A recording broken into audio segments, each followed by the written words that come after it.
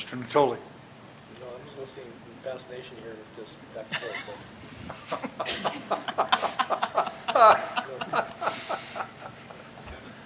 Well, you know. Yeah. Right. Anything else, Randy? Okay. All right. You guys want to add anything? You don't have to if you don't want to. Let me add something here. I think I see what you're trying to get at, Phil, and that is it may be helpful to actually play through one scenario ahead of time before November 15th. I think you have to do that. Right. I'll give you an example. This morning I popped in and read Maven, and she's got this just released report on McCormick Williamson Island by the San Francisco Estuary Institute. The Institute, which had done that really wonderful historical Delta report that we received about 6-8 months ago. And it follows up very much on what Peter and a bunch of you said reacting to the McCormick Williamson presentation and the South Yolo presentation in the last couple of months to the council, which was, well, gee, look, don't look at a project all by itself on its own terms as if the geographical boundaries of a parcel have no impact on everything else. See where the linkages are that make improvements in restoration, in this case, better.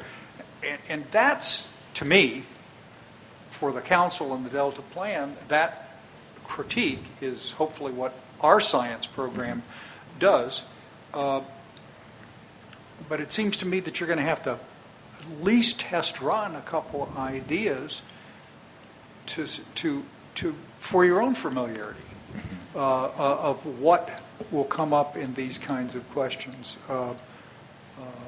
I understand there will be great uncertainty on many things for a long time, but actually I think a carefully done early consultation process is probably, I shouldn't say it, but I will, maybe more important than anything else. Mm-hmm.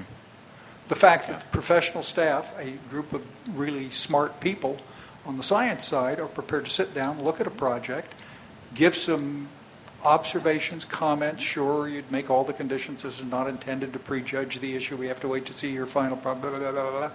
But you'll point out the 5, 6, 10, 15 things that occur to you, and dollars to donuts, 10 of those are going to be ones that would be giant issues if they don't pay attention to them. And that's the value added of an early consultation process from the scientific side, from in my view.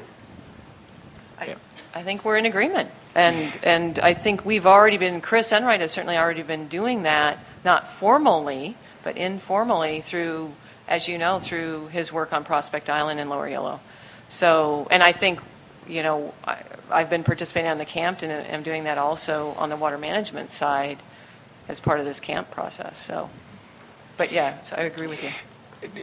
I think we at the staff level will just have to use kind of a spectrum that we already know about, like the predation issue is one of those, and play through and see where are we, at what stage are we with each one of them, from predation to ammonium, and then just pick some as examples, and then find out what specific cases that come to our attention that people want us to consult with them on might actually fit along that continuum of uncertainty, and how can we then plug in the guidelines and the cookbook ingredients into that very specific project that people come to us with.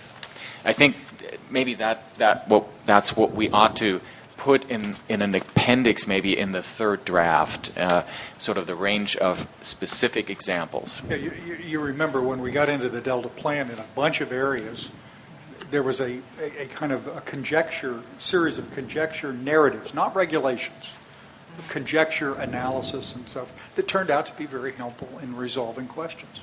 So, okay. Randy. Reiner, to just expand on what you just said, I think for the purpose of reporting back to this group, it's great to have the problem statement, but if you could take a couple of those issues unto the problem solved statement, that would satisfy the curiosity and go a long ways to showing how the science plan is effective. By the way, I did skim through part of the science plan over the lunch. What started off as your major problem statement in the first draft was the quotation from the National Research Council report using the multiple agencies, multiple agendas. That is still contained within the chapter, but it is not part of your problem statement. Now, it's either part of the problem or it's not. It can't be both. The current organization and communication of Delta Science are inadequate. That seems to me like one of those tag summary lines you make on the issue. Tell me it's what the science board said too. Define the problem. And the first draft, although it appeared on page 9 or 11 or 12, was multiple agencies, multiple agendas. Okay, there you go. Okay, anything else? Thank you very much. See you next month. Yep. Okay. I'm looking forward to it. Yes, sir.